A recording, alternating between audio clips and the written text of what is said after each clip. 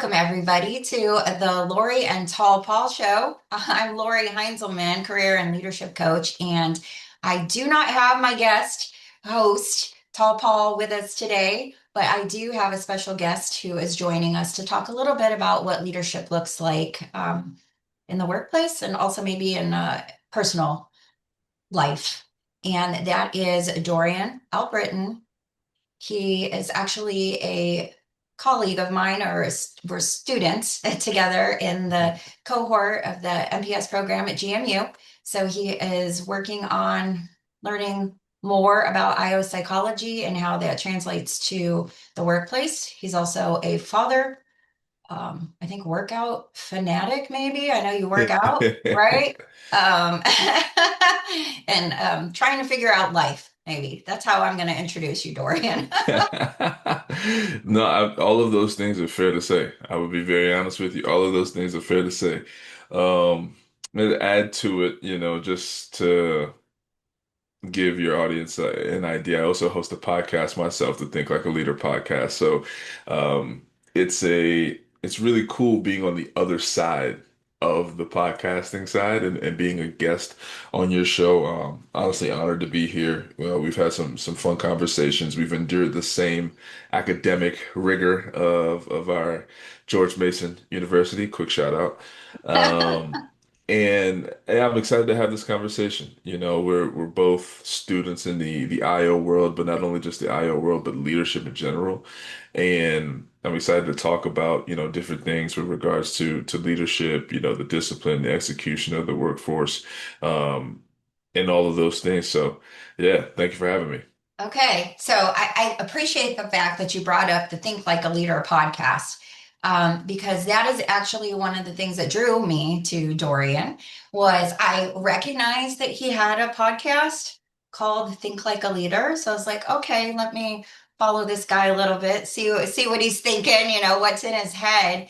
And just based on some of the things that you have shared about your own way of thinking, maybe in our discussion boards and some conversations that we've had, it led me to want to feature you on the podcast because I think so many times people think you have to have this title and that's what makes you a leader, right? You have to be the VP of something and that's what makes you a leader. You can have that title and not be a leader, in my opinion. So, one of the reasons why I wanted to feature you, Dorian, was because looking at you, hearing about your experiences, some people might not be like, hey, this is, this leader that I want to follow, but I want to get what you feel, what you think, what's in your head out so people can learn more about you.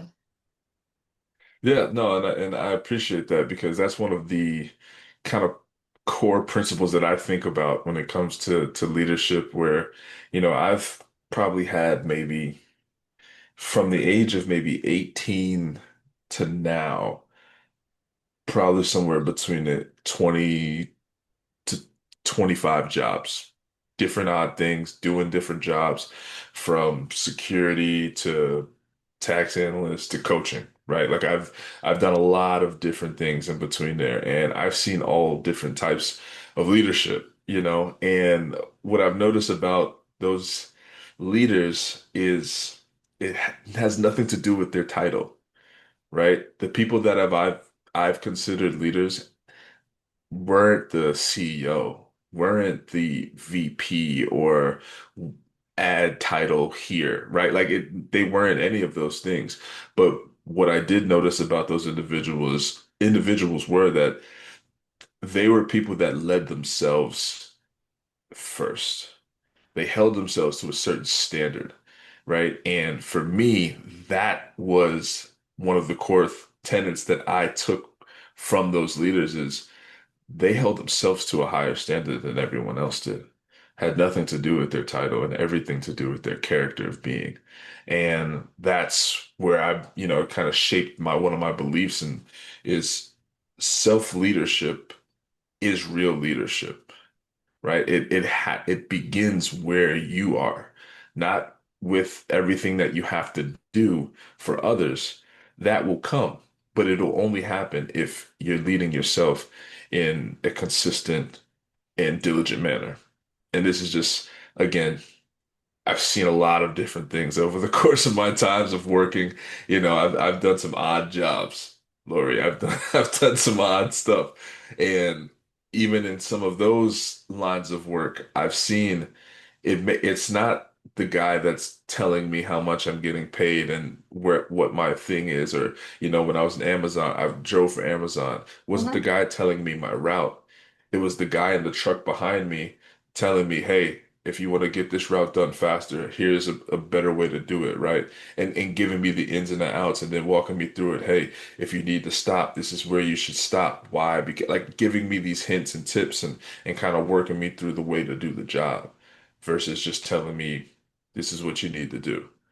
So that's kind of like one of the core principles that I live by is self-leadership starts before any type of outward leadership that you have. I love that because that's true. If you can't lead yourself, how can you lead others? Yeah, it's very hard to. It's very Right? difficult to And I think it's because interesting that you brought that up in every single one of those leaders that you said that you, I guess, enjoyed the way that they led, whether they had a title or not. yeah, I mean, it was interesting and there was four things that I noticed that they had, right? And it was so cool to kind of break this down. And even for the individuals that I've spoken to on my podcast, there is four parts to me to a those leaders. And one is clarity. For them, they know what matters, Mhm. right? Clarity is very important to have. Two is control. They know how to manage their attention, they know how to manage their emotions, they know how to manage their choices because that's something that they've taken, control over, for lack of a better word. The third thing is consistency. That is huge. They are they did things over and over again to help build trust amongst the people of themselves, but I believe in receipts as well, right? If you do that enough, you believe in yourself more more than the others will believe in you. And the last piece is credibility, right? People trust what they already live. And so they've become credible in the way that they're living because of the standard that they live. And those are I would call like the four C's of self-leadership, you know, clarity, control, consistency, and credibility. Funny, you have the four C's, I have the three C's. I have the three C's for my coaching process. So I think that's funny Well, I that you, mean, and you know this as a coach yourself, right? Everything's a framework. yep. If you can dial things into a framework, it allows someone to then see where they may be lacking or where they excel, and then they can put more attention into those things. But if you don't kind of, I say dumb it down, but because that's the best way to put it. But if you don't kind of put it into a framework, it's very hard to know what you need to improve on. So that's why I mean frameworks are how I live. Like it's literally how I live. Yeah, because it's like we said this a lot in the Agile community, which is my background, right? I have some Agile experience, but it's like guardrails. So you may hear people talk about Scrum framework, which are values that people live by, but that's essentially what it is. It's just a set of guardrails for people to follow, right, along the way. And having a clear framework is exactly what people need to be successful. I really like that. I like your four Yeah, C's. Good job. yeah. So I want to ask because I heard this and I feel like that this will connect with people who are listening who maybe are much like you, because I think it's important that people see themselves in leaders as well. Young men who have maybe gone from job to job, they still don't know exactly what they want to do in life. I see it in my own sons. Early 20s, late 20, about to be 30, right? Like, Mhm. what's out there for me. Maybe they don't even see themselves as a leader. I want to take you back to those 20 jobs you had or 25 jobs that you had. What are some of the things that you take away from those experiences beyond the type of leader that you felt you would want to be, right? But what are some of the things that you took away from one job to the next? So that's a good question. And the thing that I think that pops in my head right away is you're not in doing all these jobs. A lot of times, like you're just kind of moving a little bit. You know, you feel a little bit unproductive. You're busy, right? You're super busy. Um, and I find having all of these jobs, it's not that I was struggling because like I lacked any like effort. When you have all of these jobs, a lot of times you don't have a priority. I didn't have anything that I was goal. I didn't have a goal. I didn't have a priority in my life. I didn't have a thing that I wanted to do or achieve. And so what I did was I filled my time with other things, being busy, right? Or kind of mentally overloading myself.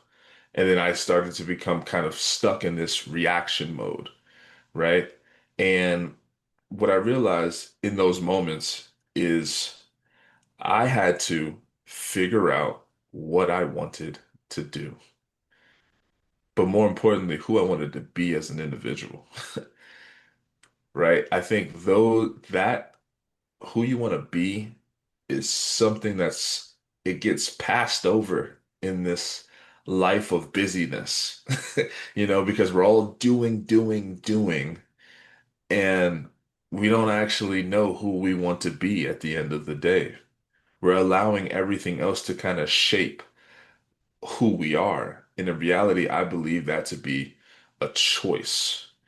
And looking back at that time, I know I was just doing. I had no intention or, yeah, intentionality of trying to figure out who I wanted to be. I had no idea who I was. I was just doing a bunch of stuff.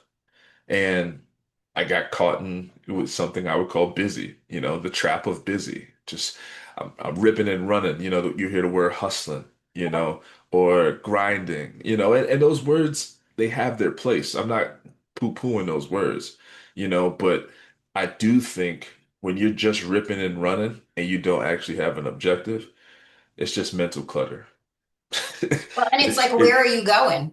If you think about that, what you just said, motivated and who yeah. I want to be, where are you going? You're just standing in place, like being busy, but you don't have a pathway.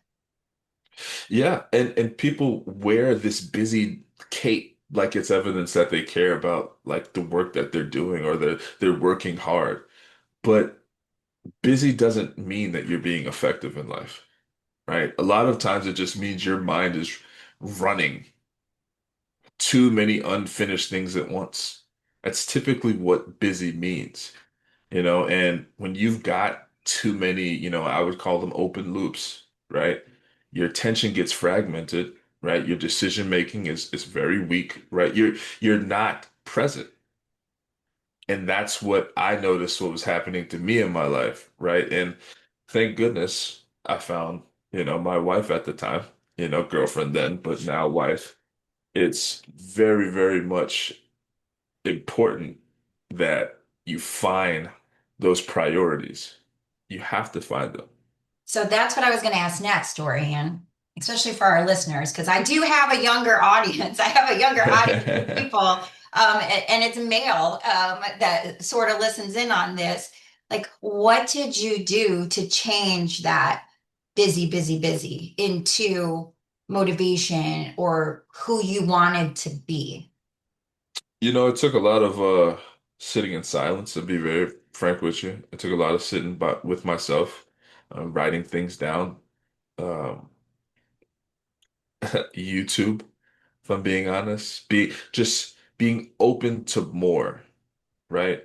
And I never talk in this way in like spirituality is very important to me, right? I don't know fully about your audience and where they lean in that, but I had to find my way back into my own spirituality, right? And for me, that helped tremendously. right? And I can be very honest and very, very frank. Like I don't like I say it because it's part of me, but I don't ever want to say it in a way that's like you need to also do what I'm doing. It's just my story and my way of going. And getting back into scripture, reading more about the principles that are outlaid in the Bible, right? Because that's what I believe the Bible to be is a book of principles. Not, I don't think the Bible has anything to do with religion. This is how I look at it, right? And finding principles that I related to helped me find my way of the type of person, again, who I wanted to be. And I know maybe your audience you said is young, right? So I'm 32. So I'm young, but I'm not like young, right? And so there was a time back in the day when you would get in trouble in school, and you probably had to do this too. And when you went to detention and you had to write the same thing Yeah. over and over and over and over again on the chalkboard or in the on a piece of paper or anything like that. Right. So I've taken that and with the understanding that we've been programmed to a certain extent in our life based on who we've been around, our environment, our family, and all those things. I take that little practice there and I write over and over and over again statements of abundance, statements of different beliefs that I want to be true in my life. And when I tell you that in itself, again, everybody is so different. There's so many different types of learning types, right? But for me, that has helped me shape the way that I choose to choose up, or excuse me, to show up out there. So that's helped me. And reading more, being silent. I really feel like being silent is something that is very important because there's so much noise out there. There's so many things that are trying to pull us in each direction. But the moment you sit in some silence, and if it's uncomfortable for your listeners, if it's uncomfortable, good. It's supposed to be uncomfortable because I'm a firm believer in this life. There's no easy and hard. It is just familiar and unfamiliar. So right now, you're just unfamiliar with who you are. And so you need to take those moments, those times, the waking up in the middle of the night and you're just laying there. Think about these things. Yeah, who do I want to be? What are the principles that I want to live by? What are my core tenets? How do I want to show up to the people that I love? These are all things that are very important for you to think about it. But if you've never given it any thought, you're just going to be a reactive person to what the world's giving you. And so that's what I would say to give to the listener for sure. Ties back to that self-leadership that you were talking about. And now you're bringing that to you. You're living that, 100%. which is amazing. 100%. I love Yeah, that. I really love 100%. that. So I'm going to try to tie this in now because I had you do some reflection there and think about like your past jobs and where you are now. Think about what you've learned or what we've learned in our program, right? The IO psychology space.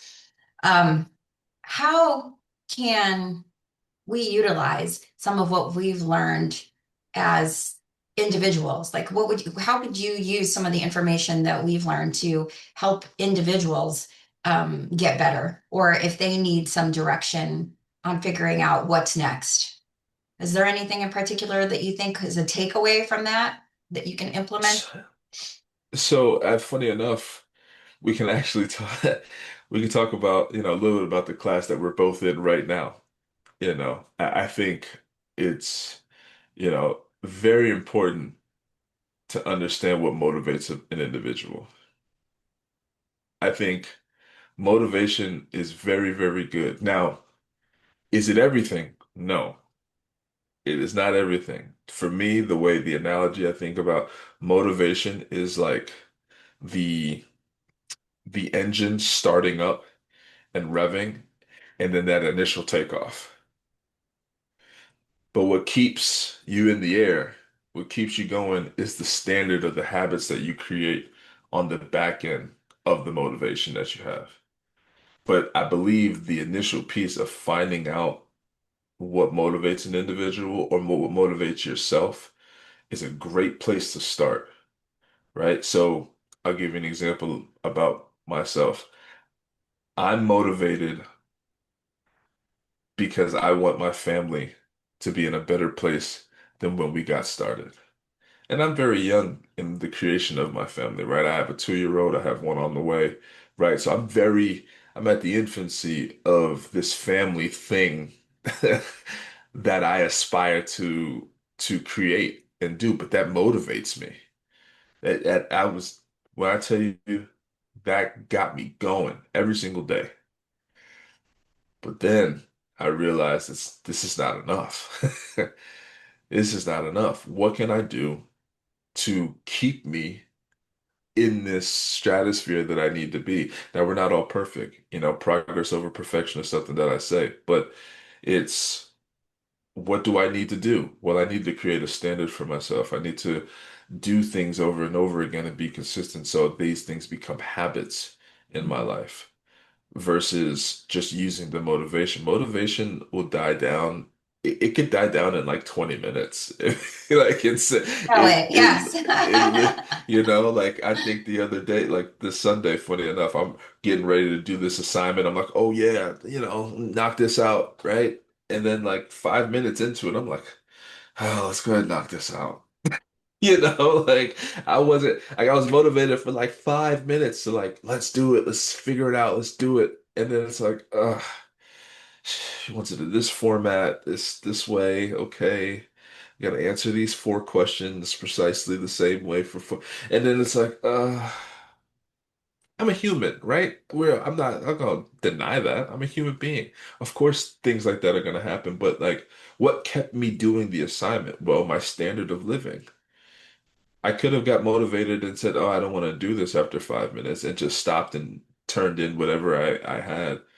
But because I have a standard in the way that I like to live and the way that I want to show up, I did it the way that I would do it as that person, as the standard, as the individual that I choose to show up as on a day-to-day basis. And so the motivation got me started briefly, but then it was like, well, I'm not the kind of guy that quits. I'm not the kind of guy that turns in something half-ass. So you do the work. That's your standard. You do the work. That's how I live. So I did it. You know, very quick. I mean, and that's just a brief example. Yeah. And so I brought that up because, and you said this too, like what works for Dorian may not work for every other person, right? Right. What motivates Dorian may not be my motivation. Other people out there, the listeners, you may be motivated by something else, but when you find that motivation and then figure out those habits, who you really are, who you want to show up as, that can help keep that plane Dorian was talking about in the air, right? Yeah. You got to figure out what that is for you, whether it's And it, personal or organizationally wise. yeah, and it's so interesting because it goes back to a word I said earlier is clarity. Clarity is very important in this life because I think about a lot of things and a lot of the hesitations that come. I don't believe that to be weakness, right? I believe that to just be unresolved thinking. And when people get clear, they move better. Like if you think about it, like anyone that knows their goal, knows what they want to do, knows how to go, they're not thinking whether or not this is a good idea. They're just thinking, how can I get it done?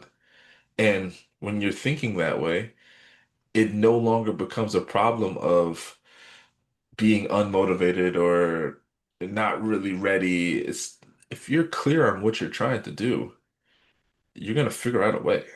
Like that's it. Like, it almost creates like courage, so to speak, to just try more and do more and be more, And I think that's why it all really starts of self. It all starts with self. Like nothing else matters if it doesn't start with self, and then you become clear on who you want to be and what you want to do. And then you can go into what you want to have, right? Because we're all humans, like we all want stuff. I'm not going to deny that. Like everyone wants something, you know what I mean? For me, it's family legacy. That's something I stand on, right? But what does family legacy look like? I could get specific, but that's for another podcast, But you're right? right, Dorian? Like again, family legacy for me may look different for you. So painting that picture, what does it really look like so that you know you've obtained it at the end is a key reason too. Yeah, 100%. Like, what are you chasing? 100%. But then how do you know you've obtained it, right? You can't say you've gotten there if you don't know what that picture even looks like. Yes. And again, that takes those quiet moments, that silence, right? I'll even put it in another way. We got all these AI bots and chat GPTs and Claudes and stuff like that. Something that I've actually given to a client and I have actually told them to do, I said, literally record a voice memo of everything that you want to be, everything that you think you need to do, and everything that you want to have. I love the framework Be Do Have. I actually learned it from a man I listen to named Myron Golden. He's fabulous, right? And for your listeners, if you want to check him out, Myron Golden, he is a great, great mentor, coach. Never met him, but he's my online mentor, I'd say, I guess. Um, but the Be Do Have framework comes directly from the Bible, right? And it's you need to be to do, and you'll have. Like he says this quote, and it's funny, but it's like you be a little, you do a little, you have a little. But if you be a lot, you end up doing a lot. You do a lot, you have a lot. Man, when you hear that, you're like, oh, well, I guess it makes perfect sense, The you do know? part in particular, because a lot of people, particularly when you're young, you just think, I just want it, right? I'm here. I want this promotion. I'm here. I've been here for 2 years. I want this. I should have this. Why don't I have this? Right. Or I want this nice house. I want this nice car. We're being, and I want that, or I want to have that. What are you Just yeah, doing to get that? Like, that's the yeah, missing piece. yeah. They're skipping a step, Yeah, and then exactly. on the opposite, right? Like I was only in the do have stage. I didn't care about who I wanted to be, right? You can't skip a step. You can't skip a step, right? It's you have to be, and then you will do, and then from doing, you will have. It's it is as simple as it sounds. Now, I didn't say it was it's easy, right? It's probably unfamiliar to you, you know, but the more you do it, the more familiar it will become. Like that. That's a takeaway for me. Be do have. Be do That's have. yeah, that's a takeaway. So I'm going to ask you this question because I know a lot of people hear that. Yeah, that makes sense. Okay, be do have, what do you say to people like I'm going back to the courageous part. You said something about courage. What if you're afraid with the doing? What if you think you're going to fail? What if you're not sure where to start with the do? That's so no one is. It is what it comes down to is figuring out what you want to do. That's why that step is so important. Or figuring out who you want to be. Pardon me. That's why that is so important. Because once you figure out who you want to be and you're clear on that, the do becomes inevitable.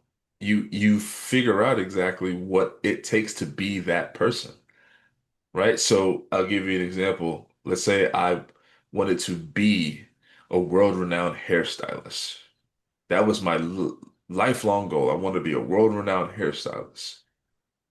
Well, there are world-renowned hairstylists in the world. What are they doing? You see what they're doing. and you do those things as best as you possibly can. I want to be a I want to be a great coach who serves his family and serves God. Okay, there are examples out there that are already doing the thing that you're seeking to do. No, we're not reinventing the wheel. When you want to be something, it's not like you want to be something completely unique that's never been done ever, ever, ever. No, most things that we want to be are inspired from the people that we're inspired by. And so you take from that inspiration and say, well, I want to be in a similar way, just like them or around what they do. And then you figure out what they do, right? That's how at least that's how I've broken it down because I'm not reinventing the wheel of what I'm trying to be in my life, the type of character that I have, the type of, yeah, I'm not reinventing anything. It's just what I decided on. So let me ask you And this, and let me ask in a different way then, Dorian. You figured it out. You know what you want to do. You're, like you said, you're not recreating the wheel. You followed a couple of people. You're like, this is what they did. This is what I need to do.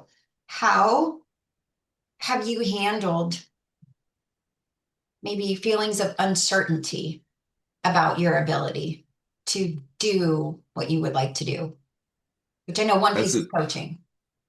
Yeah, so this is one of the more difficult parts of it, right? Is fighting through I would say your past programming to get to actually become that person, right?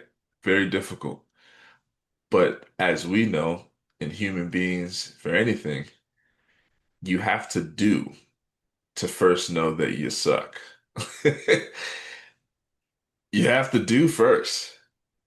Now it just comes down to what you have, and I say you have to fight through the fear and all of those things. And I wish there was a simpler way for me to put it, but that is the most simplest way to do it. You have to. If you truly desire to be this version of yourself that you say that you want to be, then the fear you have to realize is not real. It's not real. You're you're making, and I want to say you're making an excuse, but it's like the only way to get better at the thing that you're not good at is by doing the thing. I wish there was another way to explain that. So But I heard there's two things, Dorian, two things that maybe our leaders can take away from that. You said you have to do in order to suck. And what suck also means is fail, right? correct. You have to do Correct. and you have to fail. And we hear this all the time, particularly with entrepreneurship, right? You have to fail before you can succeed. You have to fail before you learn a new skill. So Yeah. we have a common colleague, Erin Ramirez, and she had brought up to me, she reminded me, right? Fail early, fail fast. That's something that from the agile world. So when you're making product, you want to know what's not working so you can fix it. And you want that feedback as quickly as possible. You don't want to wait 6 months. You want it in a week so that you can alter it and get your product out there. So if you fail early and fail fast by doing that thing that you're afraid of, you can learn, you can grow, and then you can push through that that fear. Like you said, you have to do it. You have to do. You have to do. And failure is in the path of success. It's not around the path. It's not like you fail and then you have to go backwards and then you go down another path and you go. It's like no, it's one path and you're going through the failure. And you might hit another failure bump. And you might hit another failure bump. And then another. And then another. Right? But the only way to get to your success is through those bumps of failure. There's no other way. Like Right? When they say there's multiple paths, it's like, no, there's one path if you want to be this thing. But every experience is different for every person. And so the one person who happens to have a little bit more talent in this area may succeed quicker than you. That does not mean that you need to change paths and try to get on their path and do what they're doing. No, it means you stick to your path. Obviously, there's behavior changes in your path after you've maybe failed once, twice, three times. That would be very silly of you if behaviors didn't change, right? Or you didn't try to improve your behaviors. But that comes with the doing piece. You have to do. And so there's only one way to success, and it's through failure. I feel like that's a good ending note that we should ask our listeners, like after they listen to this podcast, like, how will you fail today? So that's Yeah, positive. How will you fail? that's a good question for me as well. How will I feel today? Right? Like Yes. it's important to know. And we'll end it on this, but I saw something the other day where there's a company out there that would rather like they give awards for the most failures at the end of the month. And I thought that was the most fascinating reframe to have in an organization. I've never heard of anything like that, but they reward the Yes. amount of times that you've failed, tried and failed, versus what projects succeeded. Yes. I thought that was an awesome reframe. So for the listener, go out there and fail today. Go out there and fail. That sounds like a good way to end. So I'm going to say thank you to Dorian Albritton for joining me. And please go find his podcast out there as well. It's called Think like a leader.